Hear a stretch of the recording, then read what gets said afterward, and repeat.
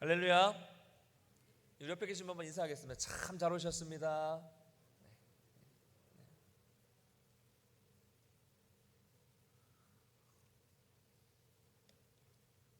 요즘 여러분들이 가장 간절히 기다리는 소식이 있다면 뭘까요? 주식하시는 분 안 계시겠죠? 주식이 오르는 소리요? 아니면 집값이 오르는 소식입니까?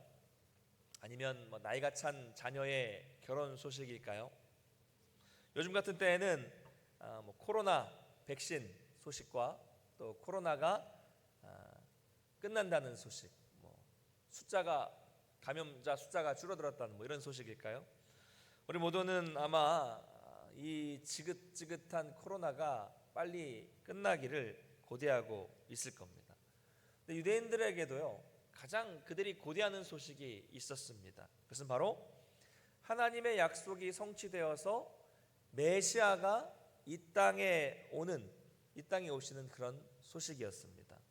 그분만 오시면 지금 우리들의 이 고통은 종식될 것이고 완전히 새로운 세상이 될 것으로 믿고 있었기 때문에 그들은 메시아가 오기를 간절히 그 소식을 고대했습니다. 오늘 대한민국에요, 그리스도인의 수는 정말 많아요. 전에 말씀드린 대로 웬만한 곳에 가면 다 집사님, 권사님 이런 소리를 들을 수 있을 정도로 많습니다. 그런데 100년 전만 해도 그렇지 않았습니다. 정말 아시는 것처럼 유교적인 문화가 강하죠. 그리고 변화에 있어서 상당히 폐쇄적이었기 때문에 전도도 힘들었고요, 우리나라에서 신앙생활 한다는 것도 아주 힘든 일이었습니다. 매우 힘들었습니다. 그러나 반대로 그런 힘든 상황 속에서도 소수의 신앙인들은요, 그분들의 믿음은 정말 목숨 걸고 아주 열정적으로 신앙생활을 했습니다. 그래서 그때 초기의 한국 교회를 보면 이 본이 되는 믿음의 선배들의 모습이 본이 되는 모습들이 정말 많았어요. 그래서 제가 여러 가지 자료를 찾아봤는데요, 이런 글을 발견했습니다. 논문인데요, 1919년 3.1운동이 일어날 당시에 우리나라의 전체 인구는 1,300만 명, 그러니까 지금보다 4분의 1 정도 적죠.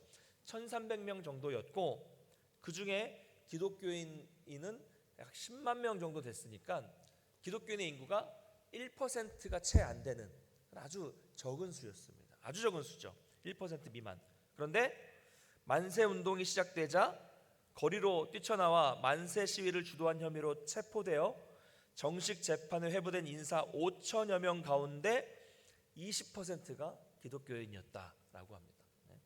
더욱이 여성의 경우를 보면 종교를 밝히지 않은 사람을 제외한 여성 수감자의 80%가 기독교인이었다라는 기록을 발견을 했습니다. 그러니까 당시 인구의 100명 중에 1명만 기독교인이었어요. 요즘에는 100명 중에 20명이라고 얘기하죠. 100명 중에 1명만 기독교인이었습니다. 아주 적은 수였습니다. 그런데 3.1운동이 일어나자 거리로 뛰쳐나와서 만세를 부른 사람은 5명 중 1명이 신앙인이었고 그 중에 여성의 경우는 5명 중에 4명이 다 그리스도인이었다라는 그런 말이죠. 그만큼 그리스도인들은 1%도 안 되는 아주 적은 수였지만 사회에서는 선도적인 역할을 했고 또 본이 되는 삶을 살았다는 것을 단적으로 보여주는 그런 기록입니다. 근데 여러분, 지금은 어떻습니까? 오늘날은 아주 그냥 후하게 넉넉 잡아서 그리스도인들을 한 20% 정도까지 봅니다. 5천, 한 200만, 100만 중에서 20%면 꽤 많은 거죠. 인구도 많이 늘었으니까 퍼센트가 20%지만 이 숫자는 엄청난 겁니다. 신앙인의 수도 아주 많아졌습니다. 그런데 수는 그렇게 많아졌지만 그 옛날처럼 100년 전처럼 희생하고 헌신하고 선도하는 믿음 좋은 신앙인들을 찾기가 너무 어려워졌습니다. 그런 목회자를 찾는 것도 쉽지 않습니다. 숫자가 많아지니까 타락도 심해지고 늘 문제의 중심에는 그리스도인들이 있는 것이죠. 여러분, 역사적으로도 교회의 역사, 세계의 역사를 볼 때도 종교가 가장 흥왕했을 때에는요, 타락도 가장 심했습니다. 그래서 다시 이렇게 저는 믿음과 삶의 문제를 살펴보게 되는 것이죠. 여러분, 믿음과 삶의 문제, 이것은요 아무리 강조해도 지나치지 않습니다. 왜냐하면 성경이 늘 이 말씀을 하고 있기 때문이죠. 믿음과 삶을 말하고 있고요. 또한 우리의 삶의 모습을 보면 우리의 삶의 모습이, 신앙인들의 삶의 모습이 너무나도 연약하게 드러나고 있기 때문에 그렇습니다. 여러분, 세상 사람들이 우리를 볼 때, 아니 같은 신앙인들이 서로를 볼 때도 어떻게 볼까요? 어떻게 생각하면서 볼까요? 마치 이 신앙이 주는, 이 복음이 주는 영적인 풍성함이 없기 때문에 우리의 실제적인 삶에도 그런 행복이 느껴지지 않는 것처럼, 행복하지 않는 것처럼 보고 있지 않을까요? 여러분, 진짜 신앙이 좋은 사람이라면요 항상 기뻐하고 그 삶에는 늘 평강이 넘쳐서 주변 사람들에게 선한 영향력을 미쳐야 하는데, 그것이 너무나 당연한 일인데 솔직히 주변에 그런 신앙인이 별로 없습니다. 오히려 가짜들이 진짜인 우리보다 더 열심히 있는 삶, 신앙생활을 하는 경우를 훨씬 많이 볼 수 있어요. 물론 그들은 정말로 행복해서 그렇게 열심히 하는 건 아니죠. 어떤 공로 때문에 혹은 어떤 의무 때문에 그것을 이행하기 위해서 하는 잘못된 신앙입니다. 근데 그 가짜가 더 열심히 하고 있다는 것이죠. 자, 이런 측면에서 보면 앞으로 우리는 이 마태복음을 통해서 다시금 믿음과 이 삶의 문제를 좀 꺼내보고자 합니다. 이 복음서를 통해서 주시는 그 복된 소식은 분명히 우리 오늘날 현대의 신앙인들이 나아갈 길을 보여줄 수 있을 것입니다. 마태복음을 이제 시작하다 보니까 좀 서론적인 얘기를 좀 하게 될 텐데요. 마태복음을 쓴 저자는 마태고요. 그리고 직업은 세리였습니다. 우리 잘 아는 세리였고 마태였습니다. 레위라는 이름을 가지고도 있습니다. 세리는요 당시에 죄인 중에 죄인으로 여겨졌습니다. 여러분, 일본 앞잡이란 말 들어보셨죠? 일제강점기 때에 조선인이면서도 일본에게 충성을 맹세하고 일본 순사의 끈앞풀이 되어서 일본인보다 더 악랄하게 조선인들을 괴롭혔던 사람들을 일본 앞잡이라고 불렀습니다. 당시에 세리들이 그랬죠. 뭐랄까, 로마 앞잡이라고 얘기해야 될까요? 당시 이스라엘은 로마의 지배를 받았습니다. 그래서 로마에게 세금을 바쳤어야 되는데 그 일을 세리들이 앞장서서 했죠. 그냥 단순히 세금만 걷는다면 문제가 되는 것은 아니겠지만 누가복음에 나오는 삭개오의 이야기에 나오는 것처럼 그들은 토색을 했습니다. 토색, 즉 정해진 세금보다 훨씬 더 많은 돈을 강탈을 해서 일정 세금은 로마로 보내고 그 나머지 많은 차액은 자기 배를 불리는데 사용했던 사람들이 바로 세리였습니다. 그래서 유대인들은 세리를 아주 혐오했습니다. 아주 큰 죄인으로 아주 깔아서 보는 그런 사람이 바로 세리였습니다. 근데 이런 죄인 중에 죄인인 세리 마태에게도 예수님께서 찾아가 주셔서 그를 구원해 주셨고 그를 제자 삼아 주셨습니다. 하나님의 은혜죠. 여러분, 하나님의 은혜는 사람을 가리지 않습니다. 극악한 죄인에게도 찾아가 주셔서 구원의 은혜를 베풀어 주시는 분이 바로 하나님이심을 여러분 믿으시기 바랍니다. 그래서 동족을 아주 착취했던 이 세리 마태는 예수님을 만나서 그 인생이 완전히 바뀌었고 예수님을 전하는 제자가 되어서 이 복음서를, 마태복음을 기록하게 된 것이죠. 이 마태에 대한 내용은 본문에 이제 뒤에 나와 있기 때문에 나중에 또 살펴보겠습니다. 자, 그런데 이 마태복음은요 간단하게 특징만 말씀을 드리고 이제 좀 본문을 볼 텐데요. 이 구약과 아주 밀접한 관계를 가지고 있습니다.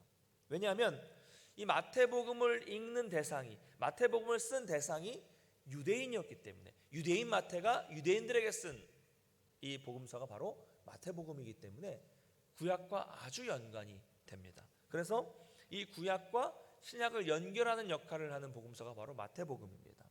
그래서 유대인들이 잘 알고 있었던 구약을 약 90회 이상 이 마태복음에 인용을 하고 있어요. 그렇기 때문에 유대인 마태가 유대인들에게 구약을 인용하기 때문에 가장 이 마태복음은 가장 유대적인 복음서라고 말합니다. 유대적인 복음서. 구약을 인용 많이 하기 때문에 유대적인 복음서입니다. 그런데 그러면서도 마태복음은 가장 반유대적인 복음서, 반대할 때 반유대적인 복음서라고도 합니다. 왜냐하면 유대인인 마태도 유대인이죠. 그런데 유대인들이 이 선택받은 백성, 그렇죠, 구약의 선민이죠. 선택받은 백성이라는 특권이 있었음에도 불구하고 왜 지금 그것을 누리지 못했는지에 대한 안타까움이 있었던 거죠. 그래서 그 유대인들이 너무 잘 아는 구약의 말씀을 인용을 하면서 자기 동족인 이 유대인들이 이 구약의 말씀을 잘못 이해하고 있었고 이 말씀에 따른 삶을 살지 못했기 때문에 선민으로서의 그 풍성한 특권을, 은혜를 누리지 못한 것이라고 아주 신랄하게 비판을 합니다. 예수님이 비판하는 장면들이 참 많이 나오죠. 마태의 관점에서 신랄하게 자기 동족들의, 유대인들의 잘못을 비판을 하는 것이죠. 그래서 마태복음은 가장 유대적인 복음이면서도 반유대적인 복음서다라고 말하는 것입니다. 이런 면에서 보면 마태복음은 오늘날 우리 그리스도인들에게도 매우 중요한 말씀이라고 할 수 있습니다. 왜 그렇습니까? 오늘날 특별히 이 대한민국 안에 많은 그리스도인들이 있다고 말씀을 드렸죠. 이 100년이 넘는 선교 역사 이래 전 세계에서 어느 곳에서도 유래를 찾아볼 수 없는 놀라운 부흥을 짧은 시간에 엄청나게 경험을 했습니다. 여러분, 이렇게 부흥한 역사는요, 전 세계 이 지구의 역사상 어디에도 없습니다. 대한민국은 정말 엄청난 은혜의 땅이죠. 놀라운 은혜입니다. 자, 그런데 이런 전 세계의 유래를 찾아볼 수 없는 놀라운 부흥과 은혜를 경험했는데 왜 우리 사회는 변화가 없는 것일까요? 왜 100년 전처럼 우리 그리스도인들은 세상 속에서 영향력을 발휘하지 못하고 있는 것일까요? 왜 그럴까요? 그 이유는 우리는 마태복음에서 찾아볼 수 있습니다. 마태가 그의 복음서를 통해서 유대인들에 대해서 신랄하게 비판하고 있는 그 모습을 우리는 바로 나에게 주시는 말씀으로 겸허하게 받아들여야 하는 것이죠. 그럴 때 우리의 신앙과 삶에도 변화가 있게 될 것입니다. 자, 이제 오늘 본문을 좀 보겠습니다. 제가 서두에서 유대인들에게 가장 좋은 소식은 구약에 예언된 메시아가 왔다는 소식이라고 말씀을 드렸습니다. 메시아가 온다는 것은 어떤 의미가 있는 것입니까? 구약이 그대로 이루어졌다는 것을 의미하는 것이고, 또한 결국 이 유대인들의 생각에는 로마의 압제에서 벗어나서 이제는 새로운 세상에서 살 수 있다는 것을 의미하는 것이 바로 메시아가 오셨다는 것입니다. 엄청난 사건이죠. 일제강점기 때 우리가 그렇게 독립을 간절히 원했던 것처럼, 아니 훨씬 그 이상으로 오랫동안 기다려왔던 좋은 소식이 바로 메시아가 왔다는 소식이었습니다. 그런데 오늘 마태는 자신의 복음서 첫 구절을 시작하면서 뭐라고 시작하고 있습니까? 1장 1절 한번 같이 읽어보겠습니다. 같이 읽겠습니다. 시작. 아브라함과 다윗의 자손 예수 그리스도의 계보라. 아멘. 아브라함과 다윗의 자손 예수 그리스도의 계보다라고 말하고 있습니다. 이 말은요, 아브라함과 다윗의 자손으로 예수 그리스도가 이미 오셨다라는 선언입니다. 그렇게 기다려던 메시아가 오셨다는 새로운 세계의 선포로 마태는 그 복음서를 시작하고 있는 것이죠. 여러분, 예수 그리스도라는 말, 우리는 너무 요즘에 쉽게 예수와 그리스도를 연결시켜서 마치 한 단어인 것처럼 예수 그리스도라고 말하고 있지만, 당시에 이 예수 그리스도라는 말은 상당히 유대인들에게는 생소한 말이었죠. 예수가 그리스도라는 말이죠. 무슨 말입니까?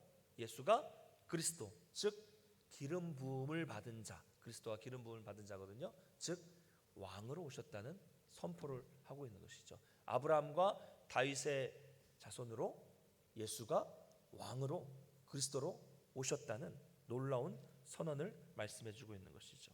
자, 그런데 여기에서 왜 마태는 수많은 이 구약의 인물들 중에서 아브라함과 다윗의 자손, 왜 아브라함과 다윗 두 사람을 대표로 말했을까요? 그 이유는 유대인들이 이 두 사람을 너무 잘 알고 있었기 때문이고, 또 하나는 하나님께서 이 두 사람과 언약을 맺으셨기 때문이죠. 그 언약의 내용이 구약에 나타나는데, 간단히 말씀드리면 창세기 15장에서 하나님은 아브라함에게 뭐라고 말씀해 주셨습니까? 내가 너의 자손을 별과 같이 많게 해주시겠다라는 약속을 해주셨고요. 사무엘하 7장을 보면 하나님은 다윗에게 내가 다윗 너의 왕국과 왕위를 영원히 견고하게 하겠다라는 언약을 주셨습니다. 아브라함에게는 자손을 번성하게 해주겠다라는 언약을, 다윗에게는 네 왕위가 영원하도록 견고하게 해주겠다라는 언약을 해주셨습니다. 유대인들은 너무 잘 아는 사실이에요. 이것은 구약의 말씀을 통해서 이미 잘 알고 있는 사실이었습니다. 그리고 자신들은 아브라함의 자손이라는 것을 믿고 있었고요, 자신들의 위대한 왕이었던 그 다윗의 왕조는 영원히 멸망하지 않을 것이라는 것을 구약을 통해서 믿고 있었습니다. 자, 그런데 지금 이 당시의 현실은 어떻습니까? 이때 유대인들의, 이스라엘의 현실은 어떻습니까? 어느 나라의 통치를 맡고 있습니까? 로마의 통치를 받고 있죠. 그 말은 무슨 말입니까? 이스라엘이 로마에 의해서 망했다는 얘기죠. 그러니까 유대인들은 혼란스러웠습니다. 아니, 하나님은 우리 자손을 별과 같이 많게 해주시겠다고 약속을 해주셨고, 아브라함에게, 다윗에게는 그 왕조가 영원히 멸망하지 않겠다고 약속해 주셨는데 왜 우리는 지금 망했지? 혼란스러웠죠. 철석같이 믿고 있었는데 영원하다고 약속하신 나라가 망한 것이죠. 그래서 당시의 유대인들은요, 이 약속은 아직 끝난 게 아니구나 라고 생각을 한 겁니다. 그래서 이 언약은 여전히 지금 진행 중에 있는 것이고, 다윗의 자손 중에 메시아가 오시기만 한다면 그 약속이 성취되어서 이제 앞으로 영원한 왕국이 건설될 것이라는 믿음을 가지고 있었습니다. 그래서 그들은 메시아를 간절히 기다리고 있었던 것이죠. 언약의 성취와 해방을 위해서. 물론 지금도 메시아를 기다리는 유대인들이 여전히 있습니다. 어쨌든 이것을 너무나도 잘 알고 있었던, 자기도 유대인이니까요, 마태복음 제일 처음에 뭐라고 선포합니까? 그래, 우리가 그렇게 기다렸던 메시아가 아브라함의 자손으로, 다윗의 자손으로 이미 오셨는데 그분이 예수다 라고 선언하고 있는 것이죠. 그 약속은 이루어졌고, 이제부터 말하는 자신의 이 복음서 1장 2절부터 말하는 이 모든 복음서는 바로 예수, 메시아의 이야기다라는 것을 선언하고 있는 것입니다. 자, 좀 설명이 길었는데요, 그래서 그분이 예수가 메시아라는 것을 알려주기 위해서 마태는 족보로 시작을 하는 겁니다. 족보로. 그들이 너무나 잘 알고 있는 그 구약의 인물들로부터 이어지는 이 족보로 시작을 하면 유대인들이 잘 알아들을 수 있기 때문에 마태복음에는 먼저 족보가 나오는 것입니다. 그래서 2절부터 여러분 16절까지 쭉 보시면 이제 아브라함부터 시작해서 예수님에게까지 이어지는 이런 족보가 나타나고 있습니다. 오늘은 6절 상반절까지 봤는데요, 아마 많은 분들이 성경을 읽으시면서, 마태복음을 읽으면서 이 족보는 그냥 슬쩍 훑고 지나가는 경우가 많거나 넘어가는 경우가 많을 겁니다. 왜냐하면 뭐 이름이 우리에게 무슨 의미가 있나 이런 생각을 하고 어렵기 때문에 그렇습니다. 자, 6절 상반절까지만 한번 좀 보겠습니다. 오늘 좀 읽어봤는데요, 그래도 여기는 좀 아는 인물들이 좀 많이 나와요. 대표적으로 누가 나옵니까? 아브라함이 나오고, 이삭이 나오고, 야곱, 유다와 다말, 살몬과 라합, 보아스, 오벳, 룻, 이세, 다윗, 다 익숙한 인물들이죠. 특별히 보아스와 룻과 오벳은 지난 시간까지 살펴보았던 룻기에 나왔기 때문에 더 익숙하실 것입니다. 자, 여기서 우리가 좀 족보를 좀 잠깐 보겠습니다. 잠깐만 살펴보겠습니다. 2절부터 6절이요. 아니, 어떤 분들은 내가 우리 집 족보도 잘 안 보는데 무슨 이상한 이름의 외국 족보를 보려 합니까? 라고 생각하실 분들도 계실 수 있겠지만, 여러분, 이 족보는요 매우 중요합니다. 여러분, 먼저 족보를 쭉 읽어보시면서 어떻게 깊이 읽어보시는지 모르겠지만 어떤 생각이 드셨습니까? 뭐 이름이 어렵다? 아브라함, 이삭, 야곱까지는 알겠는데 나머지 잘 모르겠다? 모르는 사람 투성이다? 왜 내가 여기서 지금 생판 모르는 이런 사람들을 읽고 있어야 되는 걸까? 아니면 그냥 아무 생각도 안 난다? 뭐 여러 가지 다양한 반응들이 여러분들 마음에 있었을 것 같습니다. 그런데 오늘 본문 6절까지만 보더라도요, 이게 이런 생각을 했으면 좋겠어요. 이게 누구의 족보입니까? 일반 사람의 족보가 아니라 메시아의 족보잖아요. 메시아, 구원자, 그리스도의 족보인데 좀 족보가 좀 뭔가 이상한, 부족해 보이는 족보라는 생각이 드실 겁니다. 무슨 말입니까? 이게 예수 그리스도 메시아의 족보인데 그 선조들을 보면 흠이 있고 티가 많은 사람들이 그 예수 그리스도의 메시아의 족보 안에 선조로 포함되어 있다는 거죠. 자, 여러분 죄송한 표현이지만 강아지도 혈통이 중요하죠? 그렇죠? 제가 강아지에 대해서는 잘 모르지만 강아지의 그 개의 혈통이 어떤지에 따라서 가격도 천차만별입니다. 그렇죠? 그래서 좋은 혈통을 유지하려고 합니다. 왕족이나 이런 사람들도 혈통이 중요하죠. 그런데 지금 우리가 이 족보를 통해서 나오는 메시아의 혈통을 보면 메시아의 혈통이라고 해서 아주 특별한 사람들이 있는 것이 아니라 별 볼 일 없는 사람들도 있다는 것을 족보를 통해 발견하게 됩니다. 그럼 자, 이것이 말씀하고 있는 바는 무엇일까요? 하나님은 그 사람이 그 인간이 어떤 사람인가, 그 사람의 상태가 어떤가, 그 사람의 혈통이 좋은가 나쁜가, 이런 것들을 보시고 선택하시는 것이 아니라는 점, 인간의 혈통이 중요한 것이 아니라는 점을 족보를 통해서 발견할 수 있습니다. 이것은 뒤에 좀 정리하면서 말씀을 드리겠습니다. 자, 그럼 오늘 본 족보에서 우리는 한 가지만 생각해 보겠습니다. 아주 독특한 점이 하나 있습니다. 그것은 바로 보시면 알겠지만 이 족보 안에 여성들이 기록되어 있다는 점입니다. 이것은 고대에 있을 수 없는 일이었죠. 3절에 보면 다말이 등장합니다. 5절에 보면 라합과 룻이 등장을 합니다. 오늘 본문은 아니지만 뒤에 보면 우리야의 아내, 햇사람 우리야의 아내, 이름은 나오지 않지만 밧세바의 우리야의 아내가 등장을 하고 있고요. 그리고 마리아도 등장을 합니다. 총 5명의 여성이 이 메시아의 족보 가운데 포함이 되어 있습니다. 그런데요, 오늘날 우리가 볼 때는 이상하지 않게 보일지 모르겠지만 당시에 볼 때 이 5명의 여성들은 유대인들이 볼 때는 다 문제가 있는 사람들이었습니다. 다 문제가 있는 사람들이었습니다. 특별히 오늘 본문에 나타나는 다말과 라합과 룻은 어떤 사람들입니까? 공교롭게도 모두 세 여인 다 이방인이죠. 이방인입니다. 이방인인 것도 유대인들이 무시할 만한 일인데 게다가 이방인 여성입니다. 당시 유대 사회에서는 죄송한 말씀이지만 이방인의 여성이라면 사람 취급도 받지 못했던 사람들인데 족보에 올라가 있습니다. 그런 사람들은 당연히 족보에 오를 수 없습니다. 그런데 이 메시아의 족보에 이방인, 그것도 여성 이방인의 이름이 영원히 올라와 있다는 점이 아주 이 족보의 독특한 점입니다. 게다가 다말과 라합은 행실이 좋지 않았던 사람들이죠. 전에 말씀드렸지만 다말은 어떤 사람입니까? 자기 남편이 죽어서 이제 자기 그 시동생이죠. 그다음에 이제 계대 결혼을 통해서 자녀를 낳아야 되는데 그도 죽고, 또 막내 아들이 있었는데 그 아버지 유다가 내 막내 아들까지 죽을까봐 두려워서 막내 아들을 다말에게 주지 않았습니다. 그래서 계대 결혼을 하려고 시아버지를 속여서 임신을 해서 베레스를 낳았습니다. 장녀처럼 자기를 분장해서 시아버지를 속여서 베레스를 낳은 것이죠.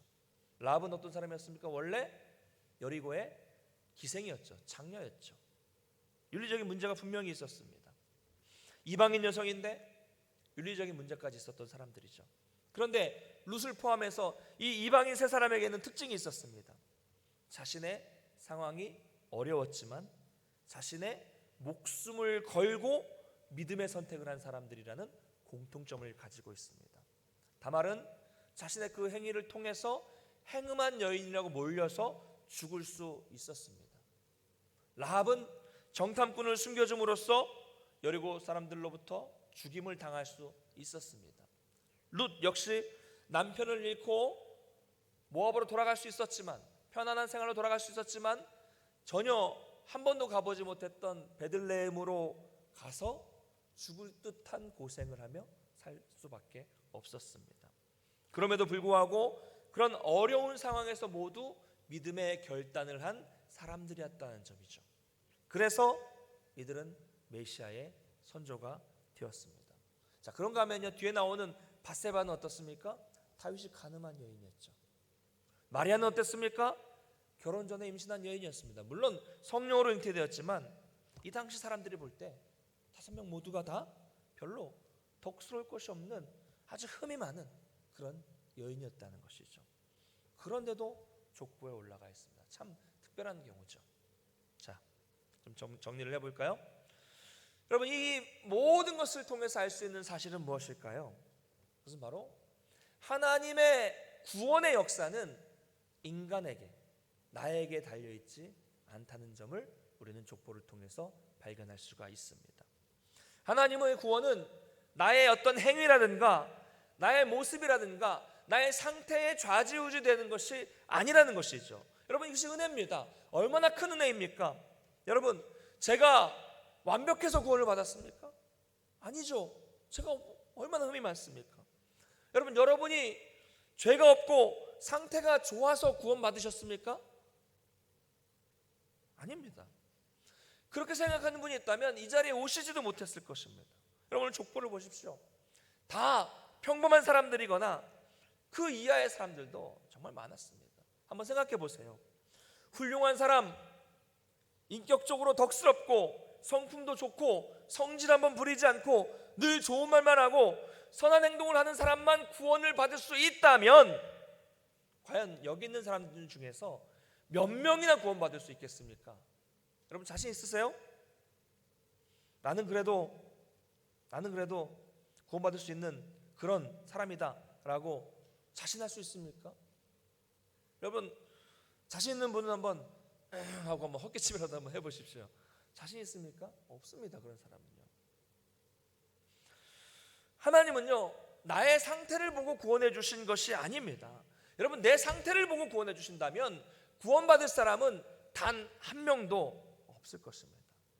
그런데 그냥 먼저 사랑해 주시고 먼저 선택해 주시고 은혜 주셔서 구원을 해 주신 것이죠. 여기 이 메시아의 족보에 나온 사람들도 마찬가지입니다. 족보를 통해서 우리는요, 하나님의 은혜를 깨닫게 되는 것이죠. 여러분, 이것이 바로 복된 소식이며 하나님 아버지의 사랑입니다. 나는 아무것도 한 것이 없는데 먼저 선택해 주셔서 먼저 나를 자녀 삼아 주셨습니다. 아무것도 보잘것없는 인생을 사랑해 주셔서 사랑하는 아들 예수 그리스도를 보내셔서 죽이시고 이 미천한 나를 구원해 주신 그 큰 사랑을 기억하시는 우리 모든 성도님들 되시기를 간절히 소망합니다. 여러분, 집값이 오르고 코로나가 종식되고 이런 것이 좋은 소식이 아니라 바로 이 소식이 저와 여러분에게는 가장 복된 소식임을 믿으시기 바랍니다. 이것이 바로 복음입니다. 이 복음의 내용이 늘 우리 가슴에 깊이 새겨져 있어야만 하는 것입니다. 사랑하는 성도 여러분, 이제 말씀을 맺겠습니다. 오늘 좀 세 가지요. 하나님은 내가 어떤 인간이든 상관하지 않고 구원해 주신 분이다라는 사실을 한번 기억했으면 좋겠습니다. 이것이 놀라운 은혜입니다. 이 은혜를 늘 잊지 않고 정말 감사하는 마음으로 삶을 살아가시길 바랍니다. 두 번째는요, 또 이제 앞으로 우리가 이제 이 복음서, 마태의 복음서, 마태복음을 묵상하면서 우리의 이 영혼이요, 계속해서 다시 한번 이 진정한 복음의 내용들을 계속 듣게 되기를 바랍니다. 이 찌들어버린 이 세상 속에서 이 찌들어버린 영혼이 살아나려면 이 살아있는 복음의 소식을 계속 들어야 합니다. 이 복음의 소식을 계속 들어야만 이 내 영혼이 복음의 능력으로 말미암아 내 영혼과 삶이 항상 새로워지게 될 것입니다. 그래서 우리 이 복음은요, 평생 우리가 들어야 될 것이고 반복적으로 들어야 할 복된 소식입니다. 그래서 여러분, 오늘부터 이 마태의 복음을 묵상함으로써 저와 여러분이 하나님에 대해서 이 복음을 통해서 더 깊이 알아가게 되시기를 간절히 축원합니다. 마지막 세 번째, 다윗의 자손으로 오신 예수님을 우리 삶의 왕으로 모심으로써 내 삶을 주관해 주시는 그 은혜를 날마다 경험하실 수 있는 우리 모든 성도들 되시기를 주님의 이름으로 간절히 축원합니다.